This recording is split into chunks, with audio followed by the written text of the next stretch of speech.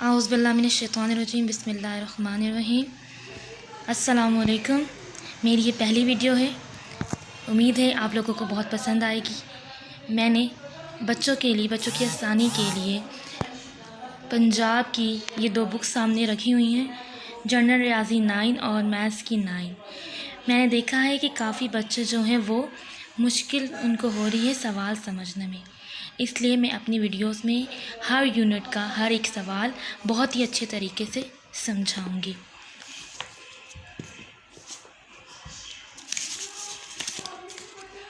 मैं आपको मैथ्स पढ़ाऊंगी।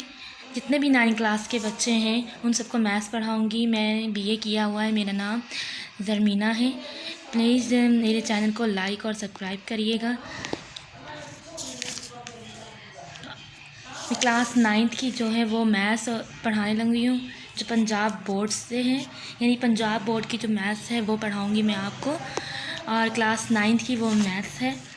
सबसे पहले रूल्स है कि आपको मैथ्स पढ़ने के लिए आपका जो माइंड है बिल्कुल रिलैक्स होना चाहिए। अगर आपका माइंड रिलैक्स होगा तभी जो है आप अच्छे तरीके से मैथ्स कर सकते हैं। अगर आपका माइंड जो है वो रिलैक्स नहीं होगा तो आप मैथ नहीं कर पाएंगे।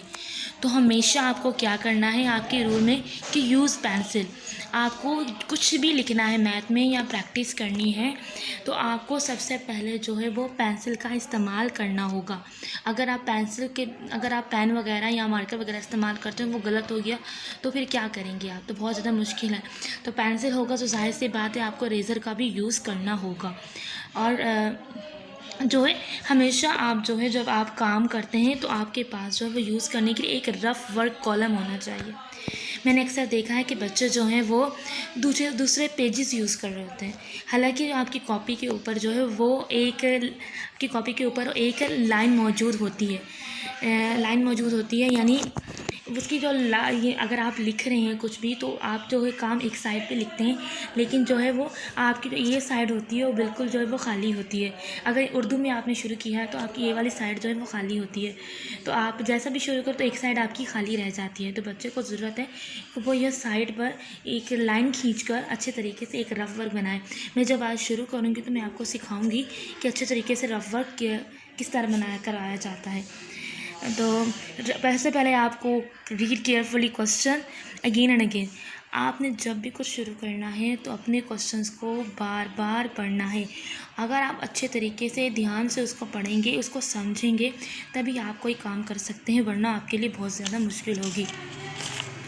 तो हम आज शुरू करते हैं कि पहला यूनिट है, हम शुरू करते हैं। आपका पहला यूनिट है यूनिट 1 में आपको परसेंटेज, रेशो और प्रपोर्शन के बारे में बताया, यानी फ़ीसद, निस्बत और तनासुब, 3 चीज़ों के बारे में आपको बताया जाएगा। आपको समझाया जाएगा कि ये चीज़ें क्या होती हैं। आपका जो पहला है वो है परसेंटेज को जो सिंबल मैंने यहाँ लिख दिया है कि ये वाला जो है परसेंटेज का सिंबल होता है। ये परसेंटेज जो है लैटिन ज़बान का वर्ड है। लैटिन मतलब लातीनी लफ्ज़ का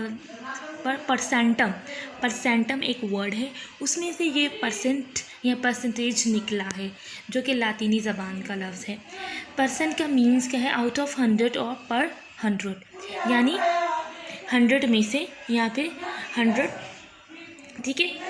डोमिनेटर क्या होता है कि हमेशा हम 100 को जब परसेंटेज में लिखते हैं, परसेंटेज का मतलब 100% का मतलब 100 होता है। जब हम 100 लिखते हैं तो हमेशा जो है वो हम नीचे लिखते हैं, डोमिनेटर में लिखते हैं, यानी नीचे लिखते हैं।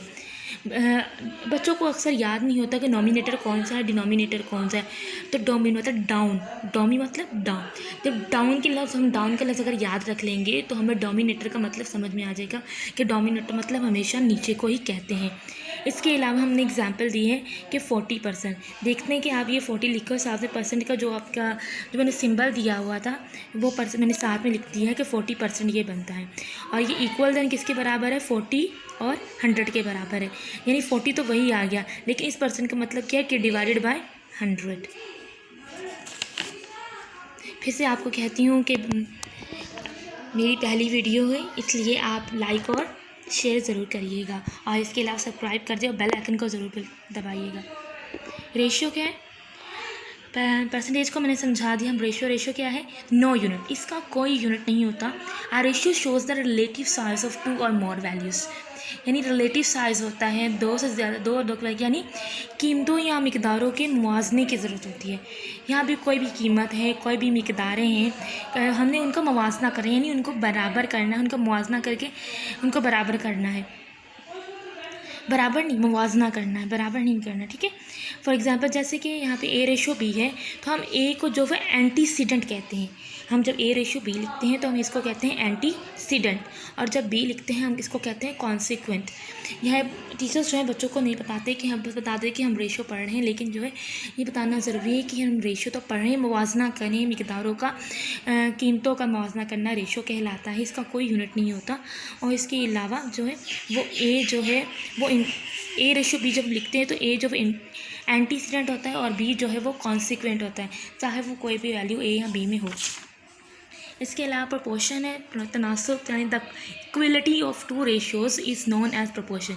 बराबरी दो रेशियो के दरमियान, आपको बता चुकी कि रेशियो क्या होता है, तो दो रेशियो के दरमियान में क्या है, इक्वलिटी होनी चाहिए। इक्वलिटी यानी बराबरी होनी चाहिए।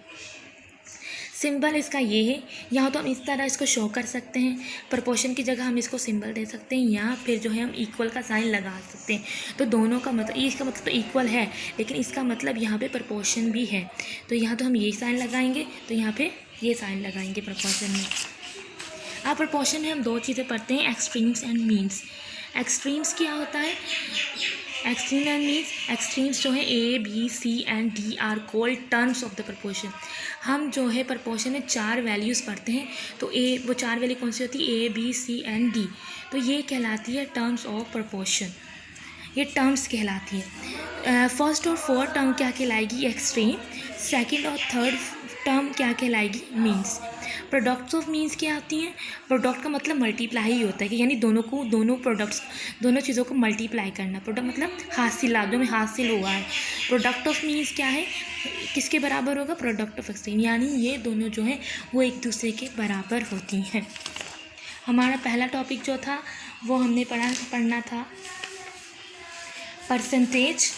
तो दोबारा बताते चलो, लैटिन ज़बान का वर्ड है, परसेंटम से निकला है, जिसके मायने हैं मीन्स आउट ऑफ 100 और पर 100, और डोमिनेटर यानी नीचे लिखा जाता है, जैसे कि 40/100।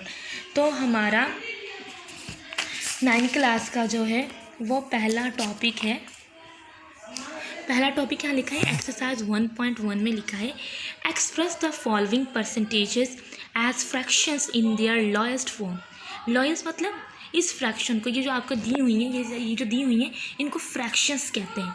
और ये जो फ्रैक्शंस जो हैं वो परसेंटेज में, ये 95, 65, 75 ये फ्रैक्शंस हैं, और ये फ्रैक्शंस को आपको देख रहे हैं कि ये परसेंटेज में दिया हुआ है, तो ये परसेंटेज में दिया है इस fraction in the lowest form, तो इनको लोएस्ट फॉर्म में तब्दील करना है। तो 95% है, हम इसके कुछ सवाल सॉल्व करेंगे। तो 95% है, तो हम यहाँ पर सॉल्व करने लगे हैं। आपको बताया गया है कि पहला सवाल जो है वो 95% है, 95%। अब 95% है तो इसको सॉल्व करना है, तो हमारे पास 95% का मतलब क्या होता है, बाय 100। अब इसको सॉल्व करना है। अब इसको सॉल्व कैसे करेंगे, देखिए कि सबसे पहले हमने क्या बनाया, पेंसिल यूज़ करनी, मैं मार्कर यूज़ कर रही हूँ क्योंकि हाईलाइट नहीं होगा। तो रफ वर्क यानी RW एक रफ वर्क का कॉलम बना लो। 9500 हमने लिख दिया, इसको लोएस्ट फॉर्म में लेकर आना है। तो यहाँ देखो, यहाँ लिखा है 5 और यहाँ लिखा है 0। जब भी हम डिवाइड करने लगते हैं, अगर ऊपर 5 या 0 नीचे या ऊपर लिखा हो, तो हम हमेशा जो है वो 5 से ही डिवाइड करते हैं। तो यहाँ पर क्या करेंगे, हम कटिंग कर लेते हैं। कटिंग करना तो सबको आती है। हम कौन से टेबल से कटिंग कर रहे हैं, हम 5 के टेबल से कटिंग कर रहे हैं, हम 5 के टेबल से कटिंग कर रहे हैं। तो 5 1 ज़ा 5, 5 9 ज़ा 5 9 ज़ा 5, और क्या बचा बाकी 4, 5 9 ज़ा 45, 5 2 ज़ा 10, और ये 0, 19/20।